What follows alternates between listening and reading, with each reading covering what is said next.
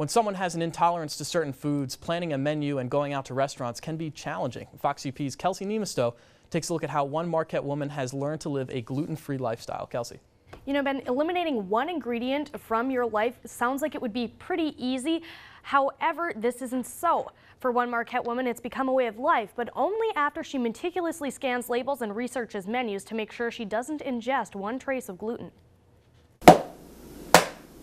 At first it was a big change though, because then I had to seek out foods that were gluten-free. So my first choice was, Mexican food and Chinese food. And then from there it escalated because of course get rid of bread first. And then, I had to change it over to everything with rice and corn tortillas and everything like that. Clarice Marginimi is an overall healthy young woman living in Marquette. She makes a lot of her own meals at home, but with slightly different ingredients because she suffers from a mild form of celiac disease.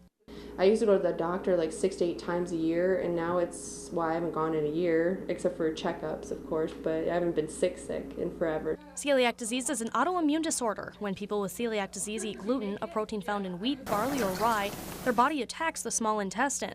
The small intestine is then unable to absorb nutrients properly, and there is no cure. They can have any form of reaction from no symptoms at all to very severe symptoms. Some patients who have severe symptoms experience things like abdominal pain, severe diarrhea, nausea at times. The only way those with celiac disease can keep symptoms at bay is to adhere to a strict gluten-free diet. Marginimi plans meals ahead of time for the week, and shopping trips sometimes take longer than expected. Once I started trying to eat more natural with rice and veggies and then, less of the to-go Chinese food, then I started noticing that I felt better, I had a bit more energy, so I wouldn't be as tired, not needing as much coffee.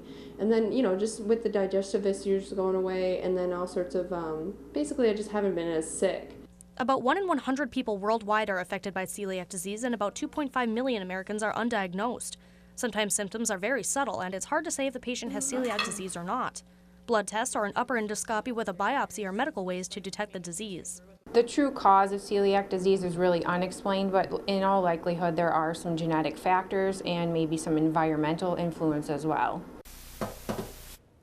Now, keeping to a strict gluten-free diet can be difficult and a little expensive. Many products labeled gluten-free can be a bit pricier, but safe food options are meats, fish, dairy, and fruits and vegetables. Oatmeal, rice, or corn products for wheat can be great wheat substitutes.